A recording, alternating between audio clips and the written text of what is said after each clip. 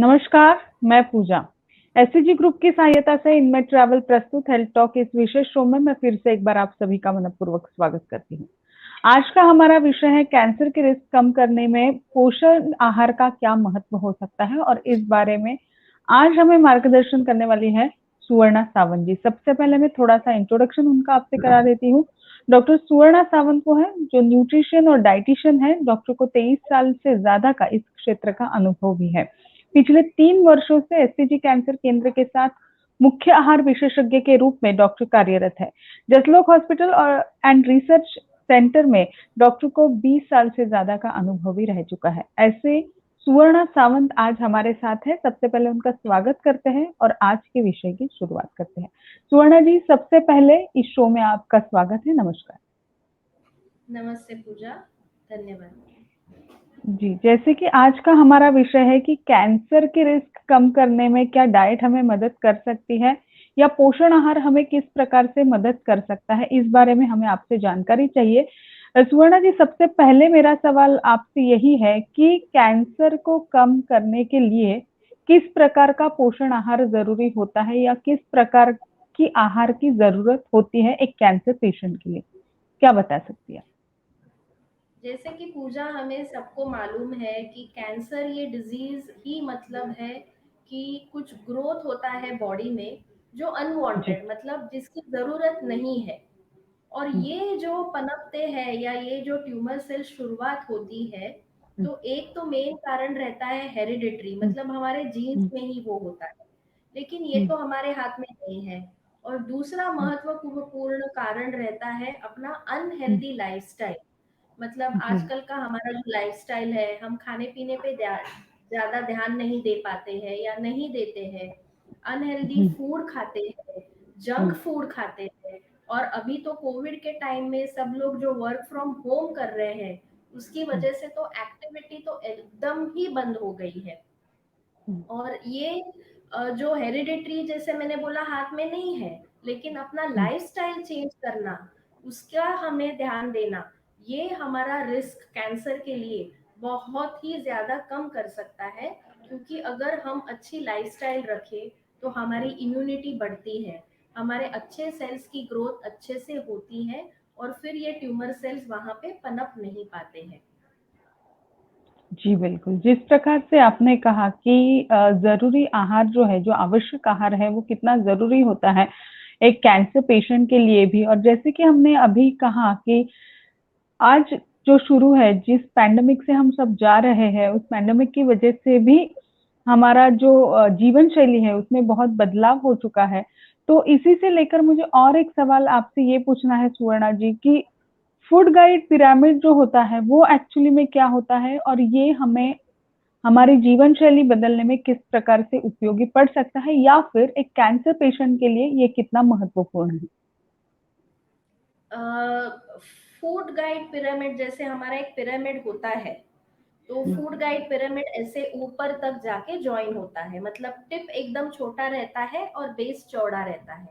तो जो जी। बेस है, जो चौड़ापन है, वो हम्म, आइटम्स हमें सबसे ज्यादा लेने हैं। तो ये हम्म, बेस पे कौन से आइटम्स आते हैं खाने पीने के, तो वो है हमारे ग्रेन्स, मतलब हमें हमारे हम्म, तृण हम्म, धान्य जो बोलते हैं, जैसे हम्म, गेहूं है, चावल, हम्म, ज्वार, हम्म, बाजरा, ये सब जो है वो हमारे आहार में अच्छे से होने हम्म, चाहिए। ना कि हम्म, मैदा के प्रोडक्ट्स, जैसे बेकरी हम्म, प्रोडक्ट्स है या ब्रेड हम्म, है। ब्रेड हम्म, में भी हमें जो मैदे वाला ब्रेड, जो व्हाइट ब्रेड बोलते हैं, जी, वो जी, अवॉइड करना है। आजकल बाहर ब्राउन ब्रेड मिलता है, लेकिन यहीं पे हम्म, हमको देखना है कि हम फूड लेबल, मतलब वो ब्रेड पे जो छपा होता है, वो हम कैसे पढ़ते हैं। इसमें हम्म, होता ये है कि जब हम सिर्फ ब्राउन ब्रेड पढ़ते हैं और अगर उसका फूड लेबल हम पढ़ेंगे, तो हमें ये पता चलेगा कि उसमें शुगर ऐड करके वो ब्राउन ब्रेड हो गया है। हमें लेना है अच्छा। Whole wheat bread. उसके ऊपर लिखा होना चाहिए होल व्हीट ब्रेड, जिसमें हर एक स्लाइस में ऑलमोस्ट 3 ग्राम फाइबर होना चाहिए। और ये हम्म, मैंडेटरी है कि ब्रेड पे वो लेबल हो, तो इट इज इजी हम्म, कि हम लोग पता कर सके कि ये जो ब्रेड है, उसका ब्राउन कलर शुगर की वजह से आया हुआ है या एक्चुअल उसमें गेहूं यूज किया गया है, ये चीज है।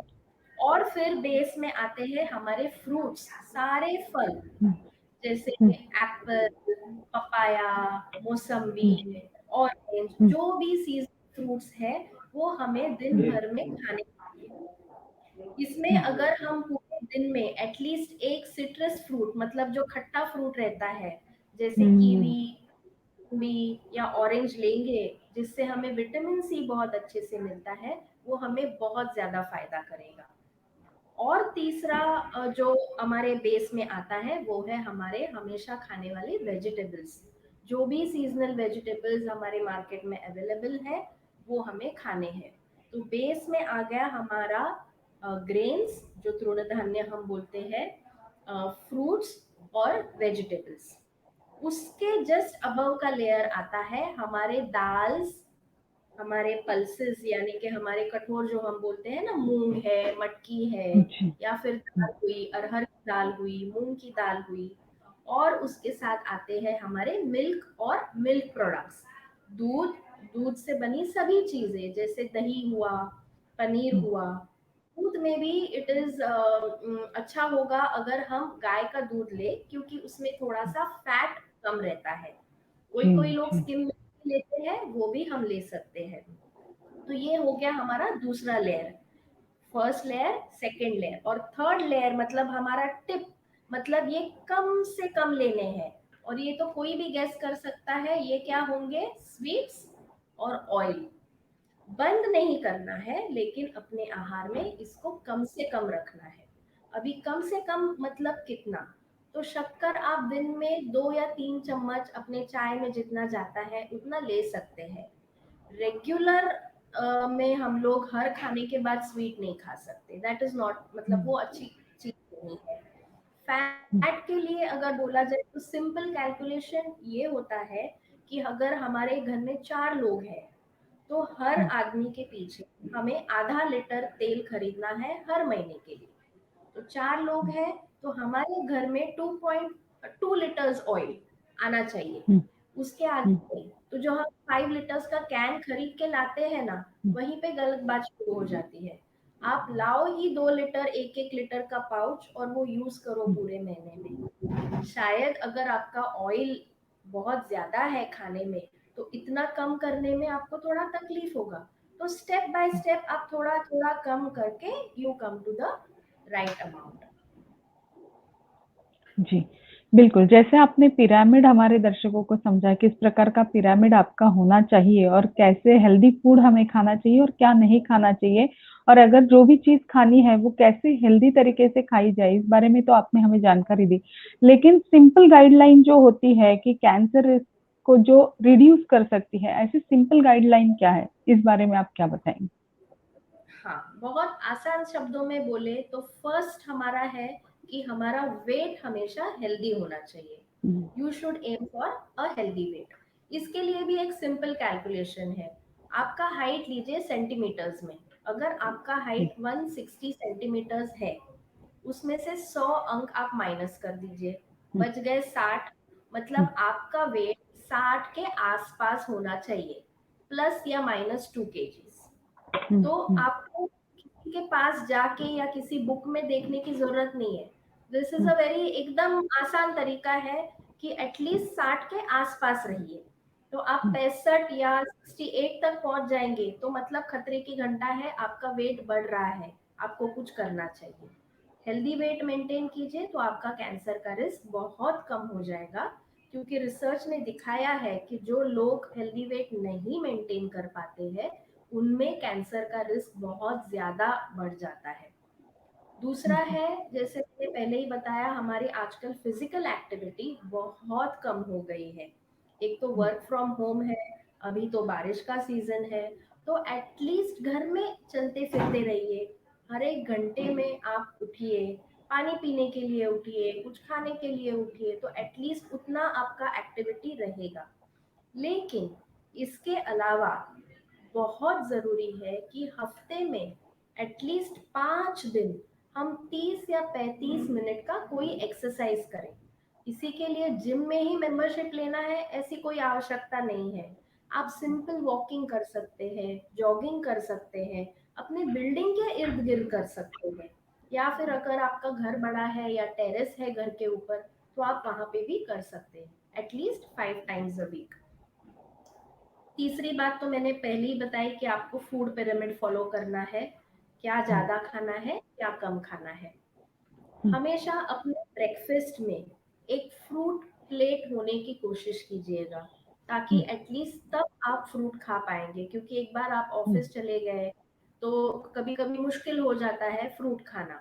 तो इफ अगर आपका फ्रूट कैरी करना मुश्किल है तो ब्रेकफास्ट में एटलीस्ट एक फ्रूट या वैरायटी ऑफ थोड़े थोड़े फ्रूट्स खा लीजिएगा। हमेशा अपने पास, अगर आप अभी वर्क फ्रॉम होम कर रहे हैं तो अपने डेस्क पे अगर चटर पटर कुछ खाना रख रहे हैं, उससे अच्छा है कि एक फ्रूट काट के रखिए या कुछ सैलेड काट के रखिए, ताकि आपको जब मंच करना है तो आप वही चीजें उठाए जो हेल्दी है। आप एपेटाइजर्स में जब बाहर जाते हैं, अभी तो बाहर जाना बंद है लेकिन अगर शुरू होता है तो एपेटाइजर्स में बेस्ट है कि आप कोई सूप मंगवा लो, ना कि कोई फ्राइड चीज। इससे होगा क्या कि एक तो आप वेजिटेबल सूप मतलब हेल्दी कुछ खा रहे हो, और उससे आपका पेट भरा रहेगा, तो आगे का खाना आपका थोड़ा सा ऑयली जो है वो कम जाएगा पेट में। तो that's why vegetable soup. Fruits और वेजिटेबल्स जैसे मैंने बोले, जैसे आपके टेबल पे रखे होने चाहिए, वैसे भी बच्चों को भी घर में आदत लगाइए कि किचन में फ्रूट्स और वेजिटेबल्स ऐसी जगह हो कि चलते फिरते बच्चे अगर उठाना भी चाहे तो चिप्स ना उठाए, फ्रूट्स और वेजिटेबल्स उठाए, तो उनकी भी आदतें वैसे ही सुधर जाएगी। दूसरी बात है, डिनर हमेशा लाइट रखिए। ये कोशिश कीजिए कि सोने से एटलीस्ट हम लोग 1 या 1.5 घंटा पहले खाना खाएं, ताकि वो डाइजेस्ट होने के बाद हम सोए। ना ही खाते ही सो जाए तो वो डाइजेशन होता नहीं है, और वो पूरा खाना फैट में कन्वर्ट होके अपनी स्थूलता बढ़ती है। तो लो फैट डाइट। चौथी बात है लेस सॉल्ट डाइट। बहुत से घरों में नॉर्मल सॉल्ट खाने में तो यूज होता है, लेकिन टेबल सॉल्ट रहता है हमेशा। तो अगर दही लेते हैं तो उसमें सॉल्ट डालेंगे, अगर सैलेड लेते हैं तो ऊपर से सॉल्ट डालेंगे। ये सॉल्ट की चीजें वो बंद करनी है। टमाटो केचप, पिकल, पापड़, ये सब बहुत ज्यादा सॉल्टी चीजें हैं, वो भी अच्छी नहीं होती है। आपको अल्कोहल भी हो अवॉइड करना है, और रेड मीट भी as far as possible avoid करना है। तो ये है सिंपल सी चीजें जो हम हर रोज हमारी दिनचर्या में ला सकते हैं। जी, जिस प्रकार से आपने अभी बताया कि किस प्रकार से हम हमारी दिनचर्या बदल के अपना जो जीवन है वो सुरक्षित कर सकते हैं और कैंसर जैसी बीमारी को भी अपने आप से दूर रख सकते हैं। मुझे आगे आपसे ये पूछना है कि एंटीऑक्सीडेंट की जो भूमिका होती है, उस बारे में दर्शकों को क्या जानकारी आप दे सकते हैं इस कार्यक्रम के माध्यम से? जी, बहुत सारा रिसर्च अभी आ चुका है जो प्रूव करता है कि अगर हमारा आहार एंटीऑक्सीडेंट्स में रिच होगा तो हमारा कैंसर का रिस्क बहुत कम हो जाता है। एंटीऑक्सीडेंट्स मतलब सिंपल सी शब्दों में हमारे प्रोटेक्टिव कवच है, जो हमें कैंसर से बचा सकता है। लेकिन एंटीऑक्सीडेंट्स किसी खाने के एक चीज से नहीं आता है। जैसे मैंने अपने लास्ट टॉक में बताया था कि एक चीज खाने से कहीं पे मिरेकल नहीं होने वाला है। हमको आहार लेना है तो संतुलित आहार लेना है। तो एंटीऑक्सीडेंट्स जैसे मैंने फ्रूट में बोला कि आपको विटामिन सी रिच फ्रूट मतलब एक खट्टा फ्रूट जरूर लेना चाहिए रोज, क्योंकि इससे हमको भरभक्कम एंटीऑक्सीडेंट्स मिलते हैं। हमको स्ट्रॉबेरी, पपाया, ब्रोकोली जो अभी इजीली अवेलेबल है, ये आप बॉईल वगैरह करके खा सकते हैं, उसमें हमको एंटीऑक्सीडेंट्स मिलते हैं। फिर हमारी हरी पत्ती सब्जियां जैसे पालक है, मेथी है, चौली के पत्ते हैं, इसमें हमें एंटीऑक्सीडेंट्स मिलते हैं। कैरेट से हमें एंटीऑक्सीडेंट्स मिलते हैं। लेकिन हमें ये भी ध्यान रखना है कि एंटीऑक्सीडेंट्स अच्छे हैं बोलने से हमें सिर्फ कैरेट ही खाते जाना है, ऐसे नहीं है। क्योंकि अगर एंटीऑक्सीडेंट्स का लेवल भी, जैसे बीटा कैरोटीन एक एंटीऑक्सीडेंट है जो कैरेट में है, हम दिन रात किलो किलो कैरेट ही खाएंगे, कैरेट का जूस ही पीते जाएंगे, तो अगर ये एक्सेस में हो जाएगा तो भी हानिकारक होता है। That's why you have to be very careful कि एक ही चीज नहीं खानी है, कॉम्बिनेशन करके खाना है। फिर विटामिन ई, ये भी एक एंटीऑक्सीडेंट है। विटामिन ई हम्म, हमें कहाँ से मिलता है, तो हमारे जो बादाम रहते हैं, अगर हम हम्म, दिन शुरू होते ही 5-6 बादाम अगर खा सके, that will give you vitamin E, मतलब एंटीऑक्सीडेंट्स। आजकल सनफ्लावर सीड्स बाजार में मिलते हैं, जो हम ऐसे ही मुखवास की तरह खा सकते हैं। ये अब आप खाने के बाद खा सकते हैं, तो आपको एंटीऑक्सीडेंट्स मिल जाएंगे। और ये विटामिन ई हमारे वाइट ब्लड सेल्स बढ़ाने में भी बहुत मदद करते हैं, जो आपको मालूम है कि कैंसर के लिए कितने महत्वपूर्ण है। तो ऐसे हमारे खाने से हमें एंटीऑक्सीडेंट्स मिल सकते हैं। जी। एंटीऑक्सीडेंट्स के बारे में तो हमने जान लिया, लेकिन ओमेगा 3 फैटी एसिड के बारे में भी जानना बहुत ज़रूरी है। उस बारे में क्या मार्गदर्शन आपसे? ओमेगा 3 फैटी एसिड्स के बारे में ऐसे कहा जाता है कि ये श्योर शॉट आपका ट्यूमर ग्रोथ जो रहता है वो कम करता है। बट हुँ, ट्यूमर ग्रोथ हो ही ना, इसमें भी हुँ, ओमेगा 3 फैटी एसिड्स हमें बहुत हुँ, फायदेमंद रहता है। बट हुँ, इसका ये एक है कि बाकी सब विटामिन ये वो हमारी बॉडी प्रोड्यूस कर सकती है, हुँ, लेकिन ये जो हम ओमेगा 3 फैटी एसिड्स बोल रहे हैं, वो हुँ, बॉडी से बना नहीं सकती है, वो हुँ, हमें अपने आहार से ही मिलना है। तो हुँ, इसीलिए हमें क्या खाना है, तो आपने हुँ, फ्लैक्स सीड्स मतलब इसी के बारे में सुना होगा आजकल। हुँ, ये भी हम मुखवास की तरह सनफ्लावर सीड्स के साथ थोड़ा खा सकते हैं, या हुँ, फ्लैक्स हुँ, सीड ऑयल हमारे खाने में यूज कर सकते हैं। हुँ, सोया बीन्स, हमारे जो बीन्स जो कठोर बोले मैंने, मूंग है, चवली है, ये सब जो स्प्राउटेड करके हम खाएंगे तो हमें ओमेगा 3 फैटी एसिड्स मिलते हुँ, हैं। और हुँ, नॉनवेज लोगों के लिए, जो नॉनवेज खाते हैं, फिश हुँ, जो लोग खाते हैं, उन्हें हुँ, ओमेगा 3 फैटी एसिड्स फिश से ही मिल जाते हैं। हुँ, अपना फिश जैसे सुरमई है, तारली है, रावस हुँ, है, इसमें हुँ, ओमेगा 3 फैटी एसिड्स बहुत अच्छे तरह से है। हुँ, लेकिन हुँ, अदर वर्ड ऑफ क्वेश्चन ये है कि यूजुअली हुँ, हम लोग फिश फ्राई करके लेंगे, तो हुँ, ऑटोमेटिकली हमारा ऑयल कंटेंट बढ़ जाता है, जो नहीं होना चाहिए। तो हुँ, आइदर आप ग्रिल कीजिए, या फ्राई भी करना है तो नॉन स्टिक पे करके किसी टिश्यू पेपर पे रख के ऑयल कम करके आप वो लीजिए, नहीं तो ये ओमेगा 3 फैटी एसिड्स आपके किसी भी काम के नहीं रहेंगे, क्योंकि वो बॉडी में उतने एब्जॉर्ब ही नहीं हो पाएंगे। और अगर कोई आपको बोलता है कि आजकल ओमेगा 3 फैटी एसिड्स के सप्लीमेंट्स मतलब कैप्सूल्स या गोली हुँ, भी मिलती है, तो ये बहुत ज़रूरी है कि आप प्लीज़ ये ओवर द काउंटर ना लें। पहले अपने हुँ, डॉक्टर की सलाह लें कि ये सप्लीमेंट्स आपको एक दिन में हुँ, कितने लेने हैं, क्योंकि किसी हुँ, चीज़ का ओवरडोज अच्छा नहीं है। खान-पान से हुँ, जो मिलता है वो ठीक है, लेकिन बाहर हुँ, से अगर हम आर्टिफिशियली इसे लेने हैं, तो उसे हुँ, मेडिकल सुपरविज़न के अंडर ही लेना है। हुँ। जी, बिल्कुल। ओमेगा 3 एसिड्स के बारे में तो हमने जान लिया और किस प्रकार से हमें मिलना ज़रूरी है, उसका ओवरडोज़ नहीं होना चाहिए, इस बारे में भी हमें जानकारी आपने बहुत आसान शब्दों में दी। लेकिन फाइटोकेमिकल्स के बारे में और उसके लाभ के बारे में आप क्या बता सकती हैं? फाइटोकेमिकल्स ये एक प्रकार के केमिकल्स रहते हैं जो सिर्फ प्लांट्स में हमें मिलते हैं, और हुँ, ये भी हमें हमारे कैंसर रिस्क से बहुत अच्छी तरह बचा हुँ, के रख सकते हैं। और हुँ, हमें फाइटोकेमिकल्स हमेशा मिलते हैं ब्राइट कलर्ड फ्रूट्स और वेजिटेबल्स से, जैसे हुँ, हमारे बेरीज है, रॉसबेरी है, स्ट्रॉबेरी है, हुँ, ब्लूबेरी है, हुँ, कैरेट्स है, पालक है। अगर आपको याद होगा तो लास्ट टाइम मैंने बोला था कि we should have a rainbow in our plate, तो हुँ, उसका हुँ, मतलब यही था, क्योंकि ये हमें सब हमारे आहार से मिल सकते हैं। और ये हुँ। हमें प्लेंटी ऑफ फ्रूट्स और वेजिटेबल्स जब हम लेंगे हमारे आहार में, तो आराम से मिल जाते हैं, हमें बाहर से सप्लीमेंट लेने की कोई ज़रूरत नहीं पड़ेगी। जी, और सबसे अभी ज़रूरी सवाल आपसे ये पूछना है, जो सबके लिए, ना ही कैंसर पेशेंट के लिए, मुझे लगता है सबके लिए बहुत ज़रूरी है, वो है एक्सरसाइज़। एक्सरसाइज़ की जो भूमिका होती है, वो एक कैंसर पेशेंट के लिए और अन्य सभी बीमारियों के लिए कितनी महत्वपूर्ण होती है? एक्सरसाइज बेसिकली जो हमारा टारगेट वेट है, हमारा हेल्दी हुँ, वेट है, उसे मेंटेन करने के लिए हमें करना है। मतलब हुँ, बहुत सारे लोग आगे चल के बॉडी टोनिंग वगैरह के लिए भी एक्सरसाइज का यूज करते हैं, लेकिन उसके लिए आपको जिम में जाना पड़ता है। जैसे मैंने पहले ही बताया कि exercise is equal to gym, ऐसे नहीं हुँ, है। हुँ, घर में भी बहुत आसान तरीके से आपका एक्सरसाइज कर सकते हैं। सिंपल है कि अगर आप अपने घर में डस्टिंग करते हैं, मॉपिंग मतलब झाड़ू पोछा खुद से करते हैं, आपकी एक्सरसाइज ऑटोमेटिक उसमें हो जाती है। या आपके घर में कार है, बाइक है, वो आप अगर खुद से धोते हैं, आपकी एक्सरसाइज हो जाती है। आजकल ऐसा ट्रेंड है कि मार्केट 5 मिनट पे भी होगा तो भी हम बाइक चला के चले जाएंगे, तो वो हमें नहीं करना है। सोच के हमको मार्केट तक चल के जाना है और घर पे चल के आना है।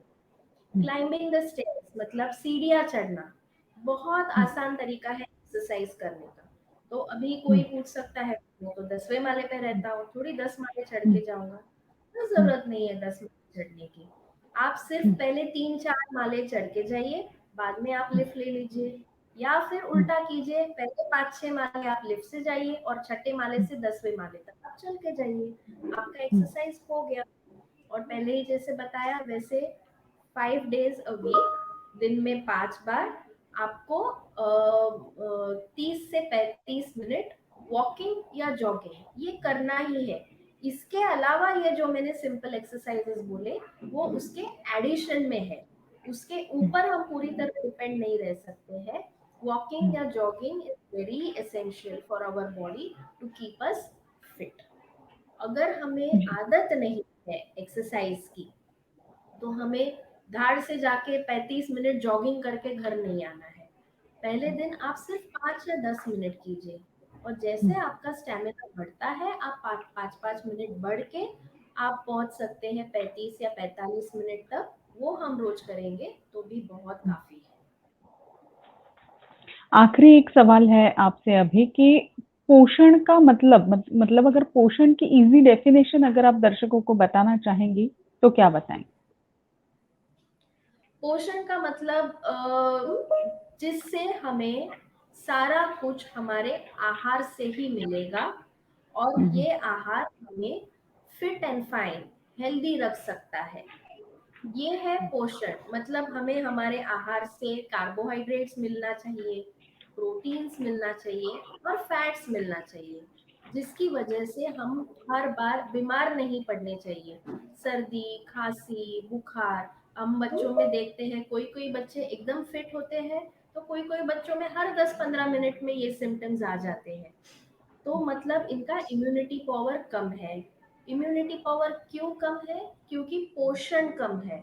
कोई चीज उनके आहार में मिसिंग है, वो पोषण उनको नहीं मिल रहा है, इसीलिए ये सब वीकनेस है, लेथार्जी है, डलनेस है, हमें काम नहीं करना है और सुबह उठने में तकलीफ होती है। तो ये सब हमारे पोषण के वजह से ही है। और पोषण का एक अहम हिस्सा है पानी। आजकल हम लोग पानी पीना ही भूल जाते हैं हमारे काम में। तो हमें पूरे दिन में 2 या 2.5 लीटर पानी है। कभी आप नींबू पानी पीजिए, कभी छाछ पीजिए, कभी सिंपल पानी पीजिए। पानी का मतलब कोल्ड ड्रिंक या जूसेस नहीं होता है, क्योंकि जूस से, अगर फ्रूट जूस अगर हम नेचुरल भी पीते हैं, तो उसमें भी अगर हम शुगर भी नहीं डालेंगे तो भी हमारा वजन बढ़ेगा। कि मैं क्या बोल रही हूँ, आप अक्खा फ्रूट खाइए, उससे फाइबर मिलेगा। जूस में हमारा फाइबर नष्ट हो जाता है और इसीलिए वेट बढ़ता है। तो पोषण मतलब अच्छा खाना, अच्छा पका हुआ खाना, और जो चीज हम कच्ची खा सकते हैं जैसे सैलेड्स, वो अच्छे से खाना। जी, बिल्कुल। आज सुवर्णा जी आपने बहुत आसान शब्दों में हमारे दर्शकों को जानकारी दी कि आपका रोज का आहार जो है वो किस प्रकार से होना चाहिए और आपके आहार का पिरामिड एक्चुअली में किस प्रकार का होना चाहिए, हेल्दी फूड और हेल्दी लाइफस्टाइल किस प्रकार की होनी चाहिए, एक्सरसाइज कितनी इम्पोर्टेंट है आपकी रोज की दिनचर्या में। बहुत अच्छा मार्गदर्शन हमारे दर्शकों को किया सुवर्णा जी आपने, बहुत-बहुत धन्यवाद, शुक्रिया। तो इनमें ट्रैवल के इस फेसबुक पेज पे हम रोज दोपहर 3 से 5 बजे के बीच लाइव आएंगे अलग-अलग कैंसर तज्ञ डॉक्टरों के साथ। एससीजी ग्रुप ऑफ डॉक्टर्स रहेंगे हमारे साथ इस शो में, और वो हमें कैंसर से लेके अलग-अलग कैंसर के लिए अलग-अलग मार्गदर्शन भी करेंगे। अगर आपको कैंसर से लेके कोई सवाल हमारे डॉक्टरों से पूछने हैं, तो आप इस लाइव कार्यक्रम के दौरान ज़रूर हमें कमेंट कीजिए। हम आपके हर एक सवाल का जवाब देने की जरूर कोशिश करेंगे। अगर आपको हमारा ये कार्यक्रम पसंद आता है तो आप इसे लाइक कीजिए, शेयर कीजिए और हमारे यूट्यूब चैनल इनमें ट्रैवल को सब्सक्राइब करना बिल्कुल मत भूलिए। आपका एक शेयर किसी कैंसर पेशेंट की जिंदगी इस महत्वपूर्ण जानकारी से जरूर बचा सकता है। तो आप हमारे यूट्यूब चैनल को जरूर सब्सक्राइब कीजिए और हमारी इस पहल को जरूर लाइक कीजिए। आज के लिए बस इतना ही। धन्यवाद। नमस्कार।